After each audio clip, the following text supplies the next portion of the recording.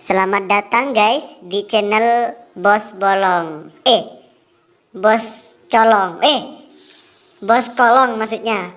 Maaf ya guys ya, salah mulu. Lanjut saja. Film ini mengisahkan tentang peperangan tentara Amerika melawan tentara Nazi. Namun mereka malah menemukan kenyataan mengerikan tentang percobaan gila tentara Nazi kepada manusia, yang menjadikan manusia bermutasi. Dan film ini berjudul Overlord 2018. Di sini kita akan merasakan keseruan peperangan dan kengerian film horor. Film ini diawali dengan scene tentara Amerika yang sedang menuju Perancis untuk melawan invasi dari tentara Jerman. Di dalam pesawat terlihat Private Ed sedang duduk dan gemetar. Ini adalah perang pertamanya selama ia bergabung di militer. Oh ya, perang ini berlangsung di tahun 1944. Terlihat dari ukiran teman Ed di dalam pesawat to end the war. Kemudian diperlihatkan Corporal Ford. Ia adalah pemimpin batalion tersebut. Lalu ia difoto oleh seorang tukang dokumentasi militer.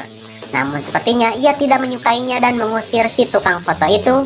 Singkat cerita, ketika mereka hampir mencapai tujuan, tiba-tiba bombardir dari daratan pun mulai memecah suasana. Hingga pesawat mereka pun mulai tertembaki, semua orang mulai tegang dan panik. Dan penerjunan darurat pun mulai dilakukan. Ed pun hampir mati karena telat membuka parasut, namun untung saja ia terjatuh di air dan ia pun selamat meski hampir mati tenggelam dengan parasutnya. Ia pun menepi dan tiba-tiba ia ditembaki oleh tentara Nazi dari seberang sungai. Ia pun berlari. Seluruh peralatannya hilang, senjata dan helm pun hilang. Untung saja ia pun ngelut di kotak mayat dari para penerjun yang gagal selamat.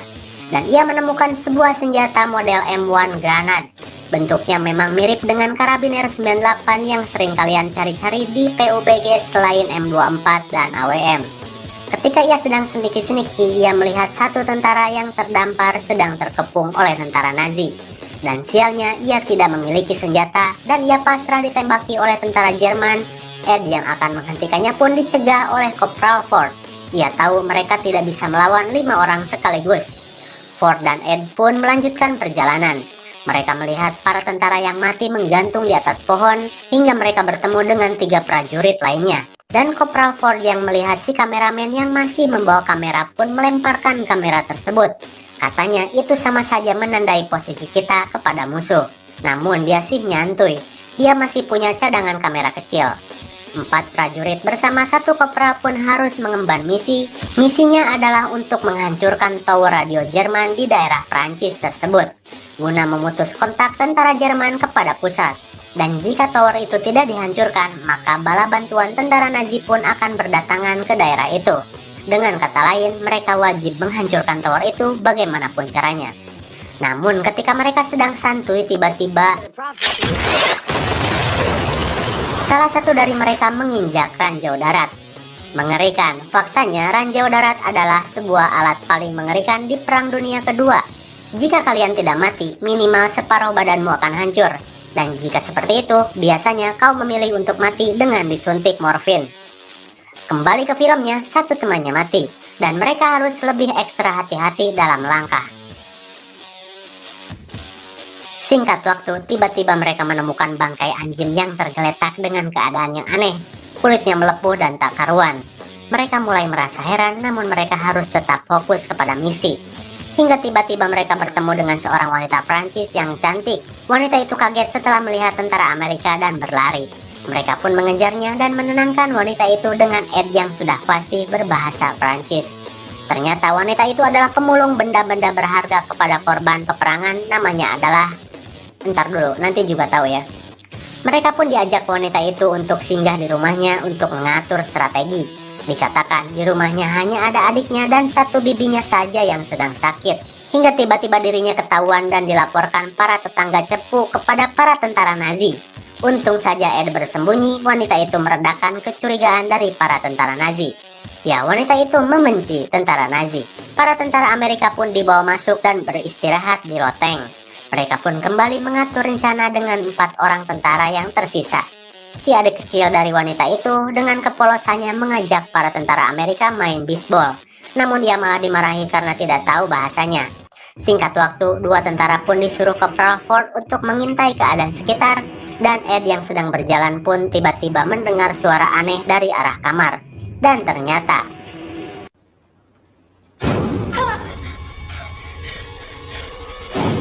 itu adalah bibi dari wanita tersebut yang dikatakan sedang sakit. Ed pun heran sebenarnya bibinya kenapa.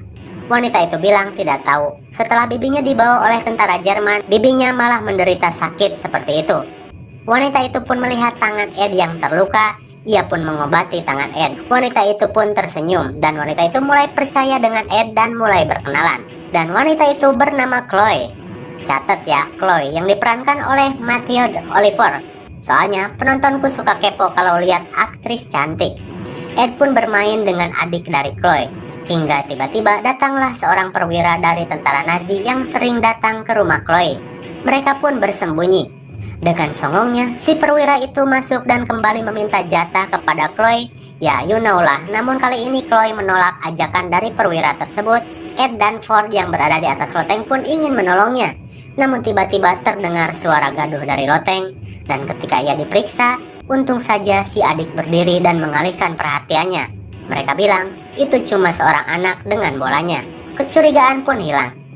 Hingga si perwira itu kembali memaksa Chloe, dan Ed sudah tidak tahan untuk menyelamatkan Chloe. Ia pun turun dan menodongkan senjata. Perwira itu pun disandra oleh Corporal Ford.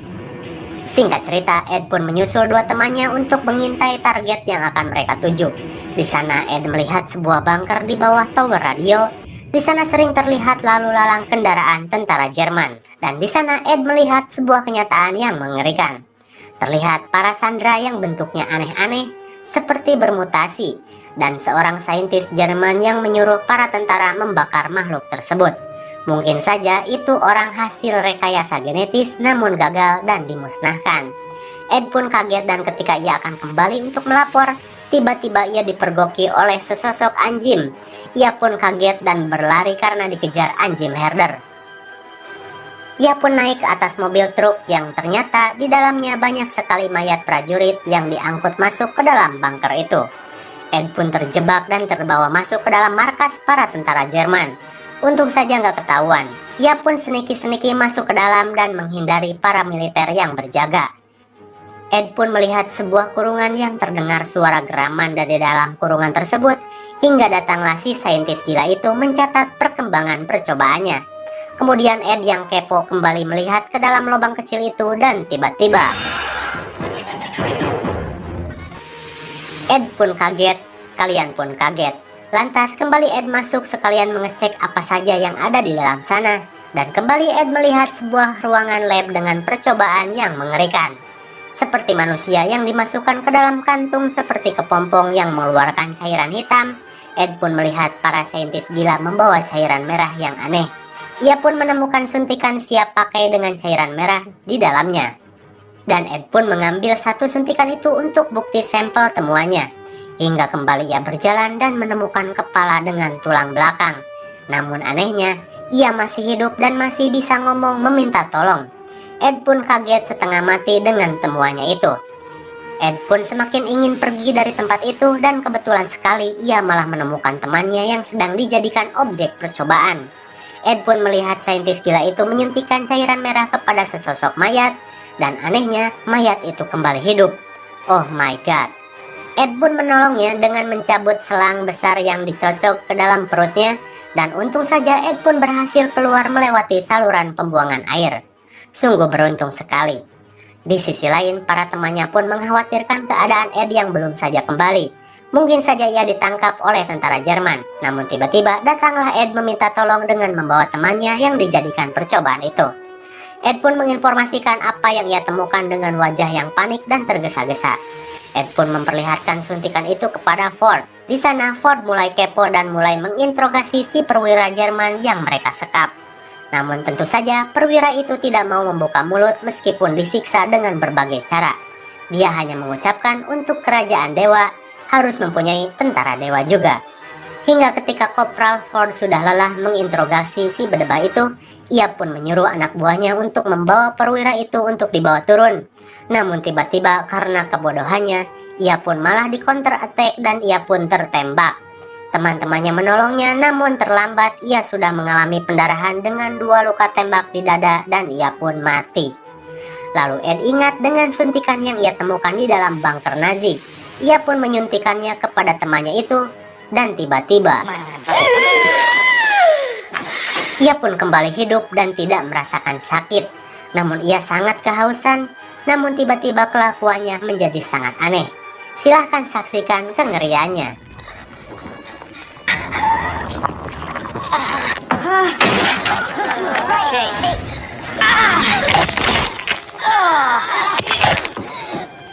Karena kelakuannya sudah semakin gila, Ford pun menembak temannya tersebut. Namun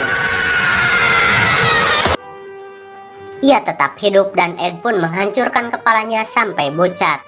Dan barulah dia mati. Semua orang terkejut dan keheranan dengan kejadian tersebut, efek samping daripada suntikan tersebut. Dan siapa disangka si perwira pun memanfaatkan situasi itu untuk kabur. Ia pun menyandra adik dari Chloe. Perwira itu berhasil lolos kabur, namun ia sempat tertembak di bagian wajah. Di sini terjadi perdebatan antara menyelamatkan adik Chloe dengan misi penghancuran tower radio. Ed bilang tower itu berada di atas lab, dan ia bisa sekalian menghancurkan lab itu sekaligus tower yang berada di atasnya jika menyelamatkan adik dari Chloe. Namun Ed dan temannya berhasil meyakinkan Corporal Ford, dan dimulailah misi penyelamatan adik dan penghancuran tower dengan rencana matang Corporal Ford dan informasi dari Ed. Di sisi lain, perwira yang berhasil kabur dengan luka tembak di wajahnya pun mulai mencari serum suntikan dan menyuntikannya ke badannya sendiri dengan dosis tinggi. Meski dokter bilang cairannya masih belum stabil, namun anehnya, si perwira itu mampu beradaptasi dan mampu bertahan. Mirip seperti Red Skull, musuh Kapten Amerika. Kembali kepada para pejuang, Chloe pun memancing satu tentara Nazi yang mengendarai motor PUBG yang sering berbelok dengan sendirinya. Namun di sini motor itu bisa melesat dengan cepat, dan ketika Chloe berhasil memancingnya, tentara itu pun disikat dan diikat di motor bersama bom di motornya dan di mulutnya yang terpasang granat. Dan ketika motor itu sampai di gerbang, 2 tentara Amerika pun memberedet mereka dengan menggunakan machine gun dan berhasil memancing para tentara Nazi untuk keluar dari bunker dan berperang mengosongkan lab. Dan di sini Ed dan Corporal Ford bersama Chloe masuk ke dalam lab. Ford dan Ed memasang bom dan Chloe mencari adiknya. Dan ketika Chloe mencari adiknya, ia bertemu 2 tentara Nazi dan menembak satu di antaranya dan meminta satu yang tersisa mengantarkannya kepada adiknya. Namun ternyata Chloe malah diarahkan ke dalam ruangan aneh. Dan ternyata di dalamnya adalah sesosok monster percobaan Nazi. Untung saja Chloe diselamatkan Ed, namun makhluk itu berhasil keluar. Singkat waktu, Chloe dan Ed pun berhasil menyelamatkan adiknya. Mereka pun disuruh Ed untuk pergi duluan karena Ed akan menyelesaikan misi bersama Corporal Ford. Namun ketika Chloe dan adiknya akan kabur, tiba-tiba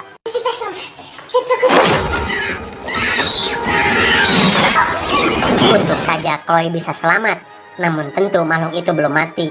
Ia kembali berlari menemukan flamethrower. Makhluk itu pun dikalahkan dengan dibakar.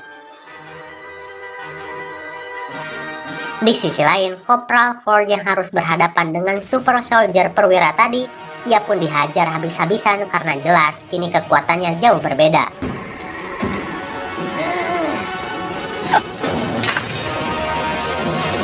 Sedangkan Ed sedang bertarung dengan saintis gila dan menang. Kemudian Ed menolong Corporal Ford, ia pun dihajar. Ford dengan luka yang parah dan hampir sekarat pun mengambil suntikan itu dan menyuntikannya kepada dirinya, hingga ia pun bisa kembali berdiri dan bertarung dengan si perwira Nazi itu.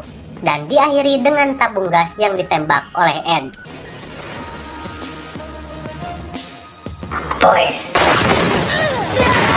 Lalu Ford pun menyuruh Ed untuk pergi dan menuntaskan misi karena dirinya sudah tidak bisa lagi diobati dan akan mati.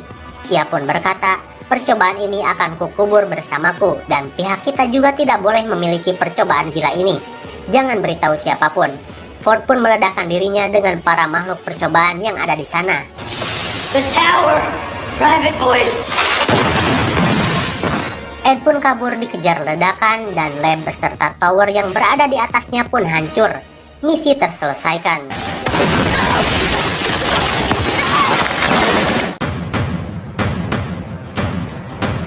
Ed pun kembali kepada teman-temannya yang tersisa dan menginformasikan misinya sudah selesai, namun Kopral Ford harus gugur. Tak lama berselang, karena tower sudah hancur, para pasukan militer bantuan pun datang dengan pesawat, dan kawasan itu sudah dikuasai tentara Amerika, tanpa diketahui markas pusat Nazi. Hingga Ed ditanyai laporan seputar misinya, komandannya berbicara, "Aku pernah mendengar Nazi mempunyai lab saintis misterius, apa itu benar?" Namun Ed tidak memberitahu komandannya dan membiarkan percobaan gila itu musnah tertimbun reruntuhan. Dan tentu saja film pun berakhir.